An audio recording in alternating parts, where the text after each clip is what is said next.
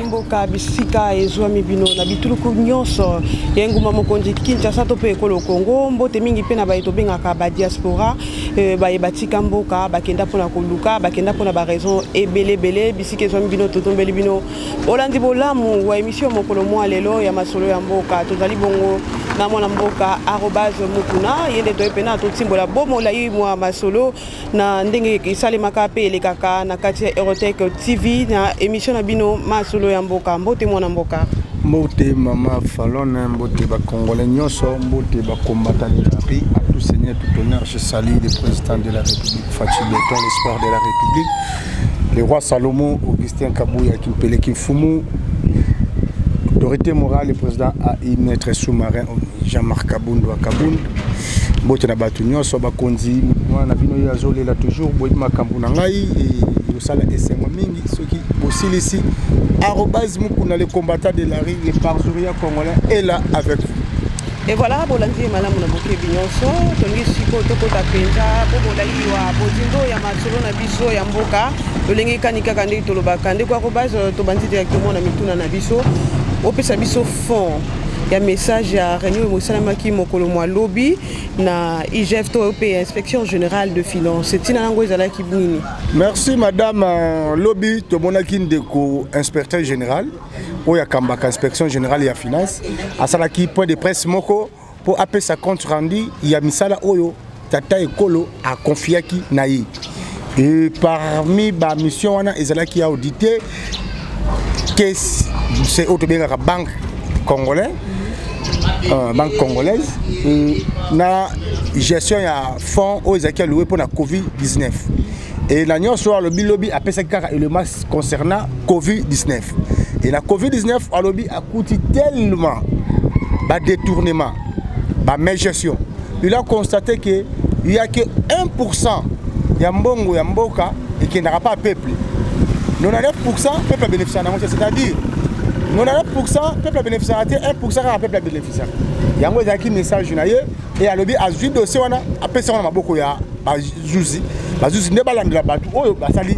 détournement mais na kati wana biso soyebi ete les patrons oyo bandeki ko chapeauter gestion ya fonds ya Covid-19 ezali ndeko ilunga ilukamba donc ndeko il faut appeler ça parce que ngai na yoki bongo na kenda komona ministre de santé pour le chapeau hein pour la respect internaute dans mon opinion madame. D'accord, voilà. Sauf que il y a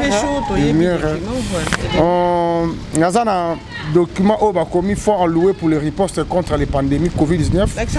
Yango yo.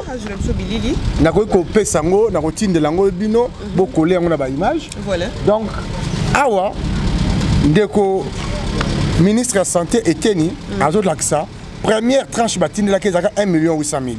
Na 1 800 000 nae musale salamaki ezali hôpital 51 500 000 pour les prises en charge des maladies Covid. Secrétariat technique riposte 1 505 000 $.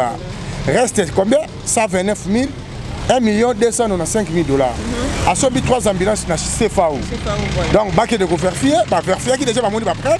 À ce but 3 véhicules utilitaires na CFAO.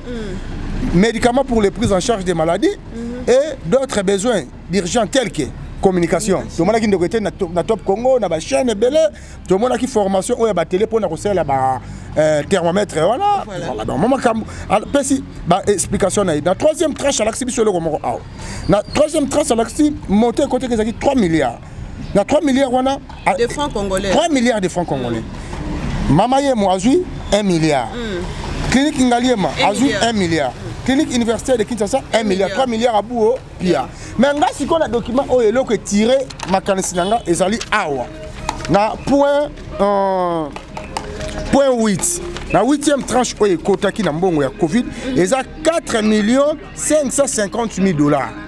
Les 4 550 000 $ pour les 25 provinces. Voilà. En dehors de Kinshasa. Si qu'on yoka eloko eleki awa. Congo central a 150 000 $ et 500 000 $. Pourquoi? Parce que Bamba Zaki n'a pas cas et belé. Deuxième, Ezaki au Katanga, 300 000 $. Sud Kivu, 300 000 $. Nord Kivu, 300 000 $.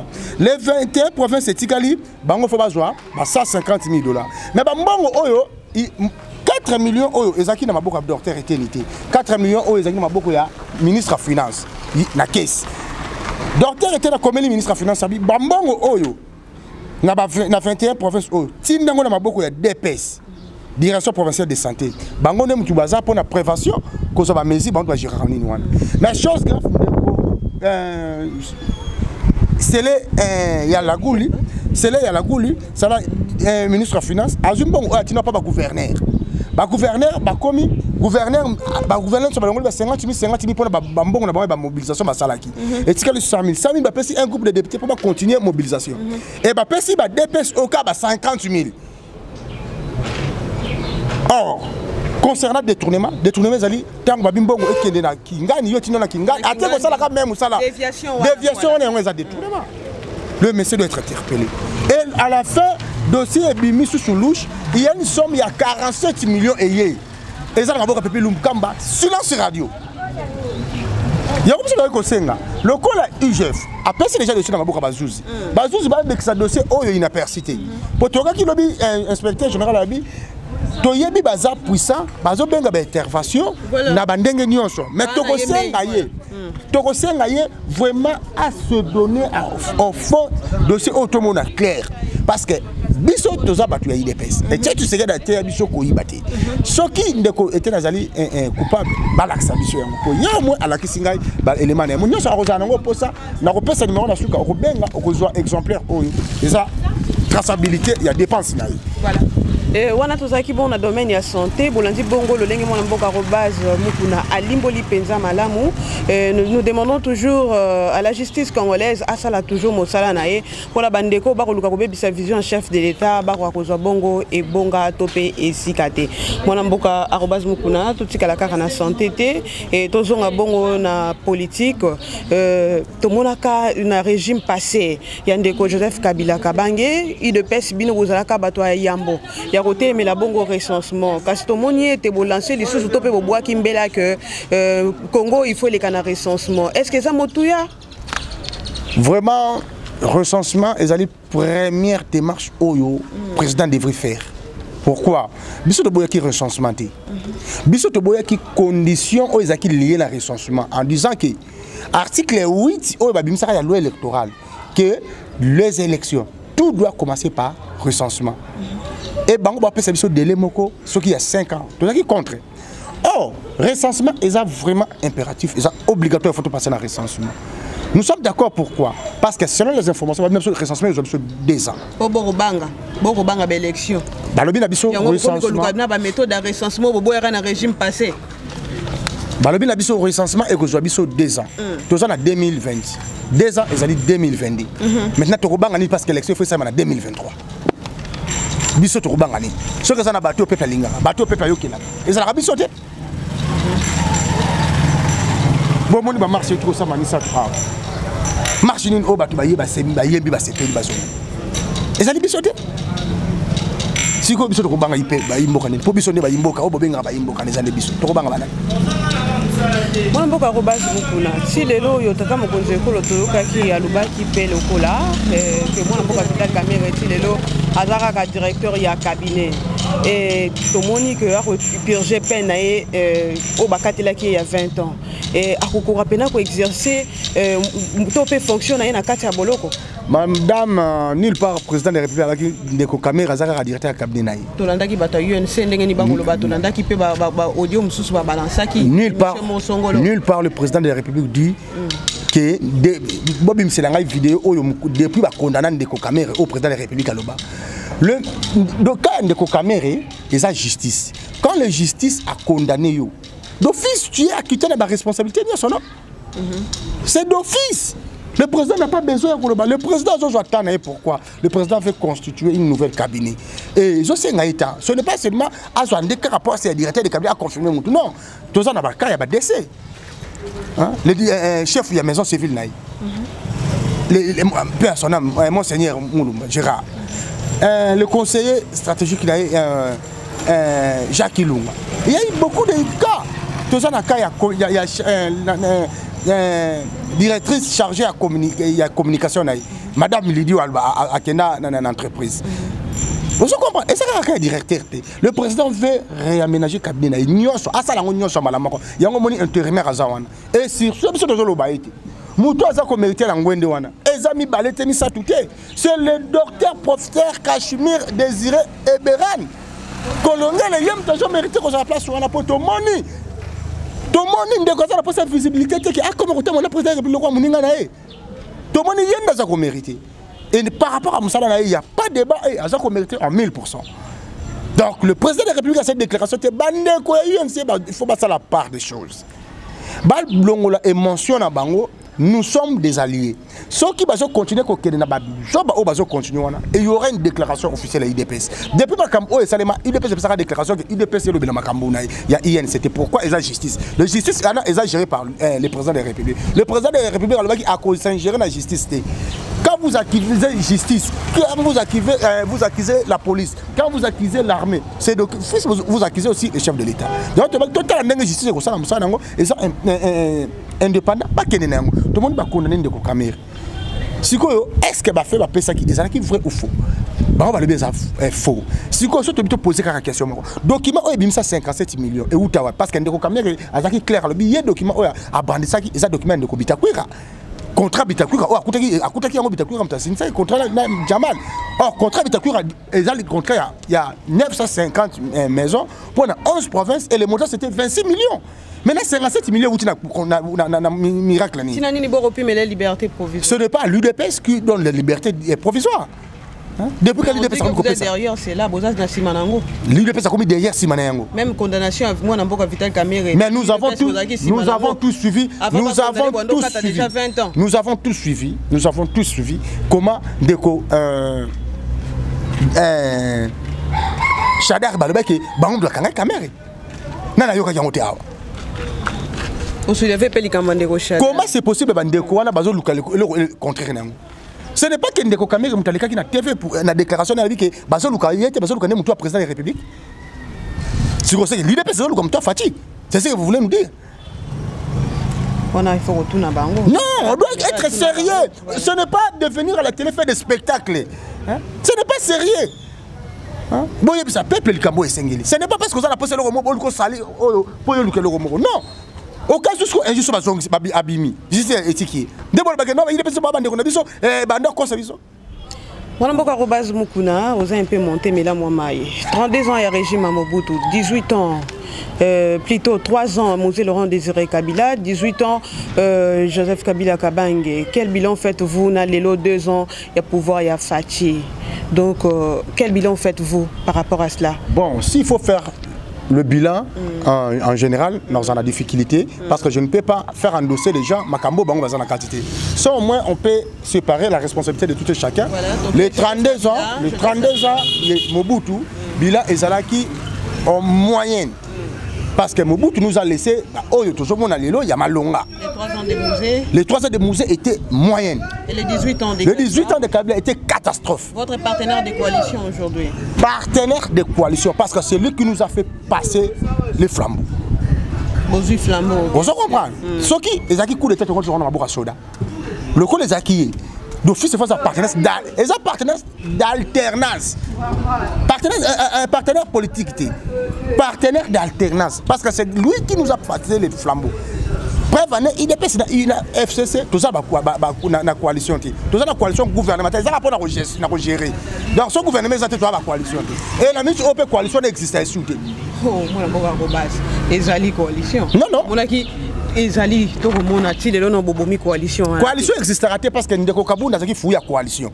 Ndeko Kabunda dans le sous dans sa parlement, cela veut dire coalition n'existe plus. Bon les gars qui n'a betando pour annoncer peuple madame, on appelle ça l'automatisme. Nous sommes mis d'accord, tout ça poste on est IDPS, tout voter majoritairement Ndeko Kabunda.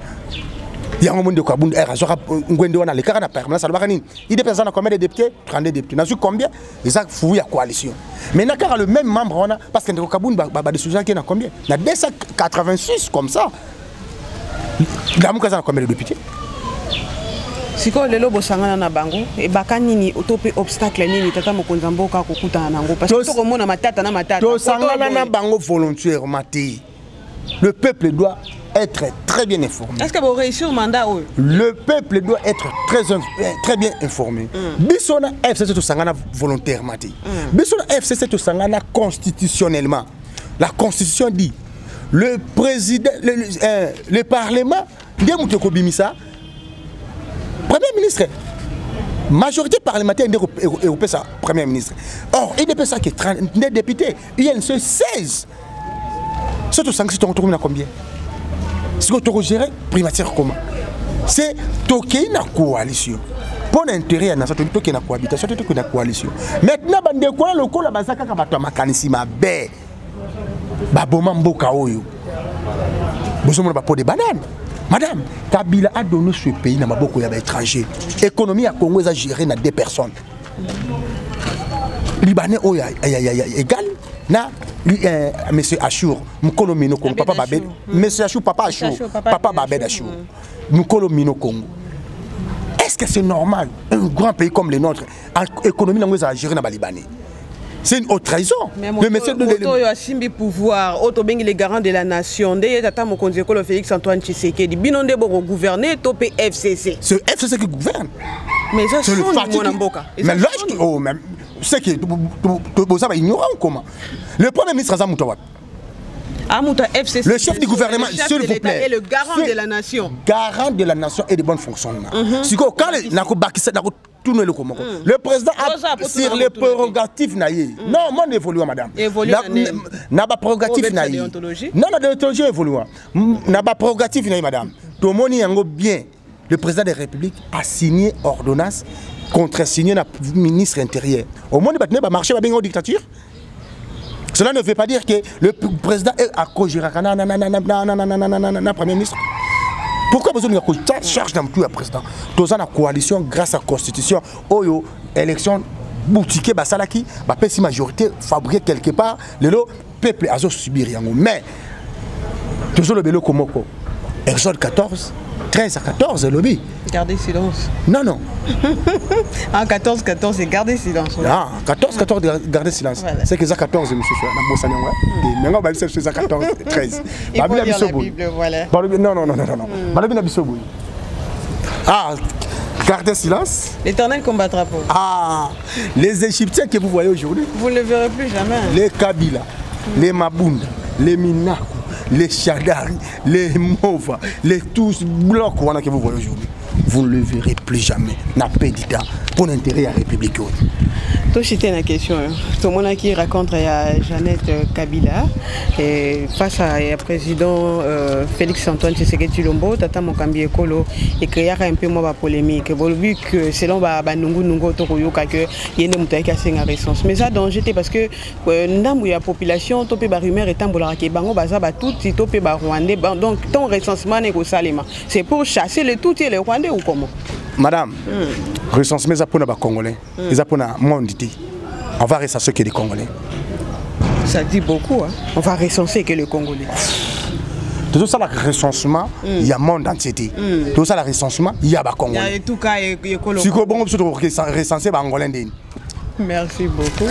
Je ne vais pas vraiment tellement entrer dans mon zindo, Bolimbisa Moké Bandeko. Tokomina suka masona biso monamboka @mukuna un mot de la fin topé espoir na baignon so ba dinga kota la bino topé ba etobenga ka ba diaspora kitalatala ya Congo na nzela mosika message moko espoir et pas bandeko. Ouais nazo pesa message na ba congolais nyoso bandeko ba congolais tozala mayeli.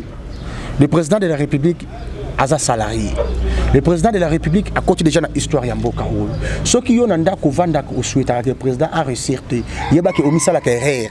Parce que le président de la République déjà a une position bien. Mais 5 ans, ils ont manqué la politique. 5 ans, ils ont belé la vie. Ngana yo, toujours souffrir. Ngana yo toujours souffrir. Tout ça n'a pas de problème. Malgré tout les calamités, tout ça n'a pas de problème. Mais ceux qui ont continué à croupir dans la misère, ngana yo souffrir. 5 ans, moi, na botami. À comité maternel, pas comme une année terminale, pour 6 ans comme la première.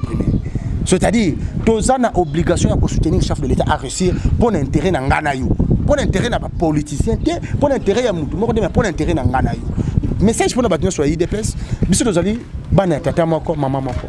intérêt moko toza nango eza nini ezali tozala unité na biso ezala sima ya bakonzi ya parti oyo ezali dirigé na exécutif le président Jean-Marc Kaboun et le secrétaire général Kaboui yango force na biso totia de divergence sur de côté tout ça la bloc tout bumisa ba adversaire oyo baza ko sala tout pour na revenir chef de l'état vraiment bambote na ba vena ngai Kelvis bambote na bande ko nyonso mbote na président Jeko ba combattant de la réunion nous sommes là que pour travailler nous sommes là que pour défendre ndeko pero mbongo Janet azo pesa pour finga président de la république yeba ki oza comité na erreur papi tamba somi mapangu asomi mituka et comme na suka yo bazo ya kotina po ba utiliser bino bakoma batu botanga yango na oza menacer bozo tanga ba koma batu bola lisanga ndeko pero na bandeli ndeko pero yeba yango bato baza kotinda yo ofinga parce que ndeko na kepila ko lobaki ba ministre o bazo sala kutu bien na moment o eza ministre ya Kabila tala mutu soko zo raisonner na libumu azbosa niko ke ba raisonner na mutu makamba ko makoloba ce qui dollar réseau mateza pour la ministre finance eza pour la gouverneur ya banque madame tu peux imaginer dollar ekiti abatina 12. Mais le gouverneur, il y a banque qui n'a déjà na bango, qui n'a pas TV na banque, ils ont bien une spéculation. Après la souka bazo belobani, tu as injecté 25 millions pour la stabilité à tout. Mais ils ont injecté 25 millions. Bon, comme quoi, est-ce qu'on a une spéculation comment? Vous comprenez comment bateau bazo travailler pour un chef de l'État. Après, mais ces perros, on a parvenu qu'on a bakio, sur les ministres bazo salaire et ça va ministre FCC. Regarde la honte, il y a bandé qu'on a bien journaliste bazo salaire en bokao.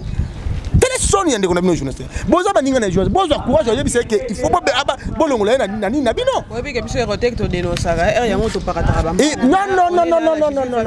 Madame Bisso to dénonça Kabila to kufati. Bobanga kabambango wana te. Boza la journaliste engagé peuple reconnaître bino. Merci beaucoup. Toton Dio Boton di Monamboka, Robaz Mukuna, na opportunité pe occasion pe sibiso pour que to ko réaliser émission Masula Mboka ya mokolo moi lelo, matondi mingi na ndeko Jonas Sanga na Sima Ebilili, na ngambo ya Masini toza na Monamboka. Andy Lumisa et bon en coordination, le colo directeur, l'honorable Jean-Paul Kabe, notre papa, mon manager que j'aime bien l'appeler. Merci à la grande famille toulousienne, Noël Mba Matundo, mes chaque célèbre.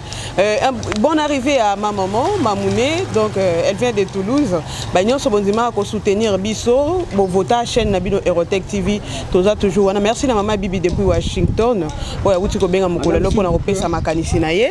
Pour la contact, on a ça pour ça benga. Numéro Zali plus 243 81 500 300 D à la fin. Plus 243 81 500 300 D à la fin. Facebook @mukuna le parzuria. Tozawana to répondre à batu nyonso na bapeli nyonso. Merci. Matondi mingi na mwana mboka Franck Kalolo, le maître avocat. Matondi mingi pe na Jesse Mulumba, ba ibotele maki pe na tango likambo ezinga. Sino te na yaki na kima penza mais état de droit ezali to kosala toujours musana biso. Si y a des cas à dénoncer, to dénoncer et tozawana to kosala musala. Merci aussi à mon patron tango yoka kimbela et direct et salemaki et nazaki ki bongo mélancer et moi et mon équipe, je vois que maintenant ça va. Ce qui est soazongité to kutani mbala sima. Au revoir.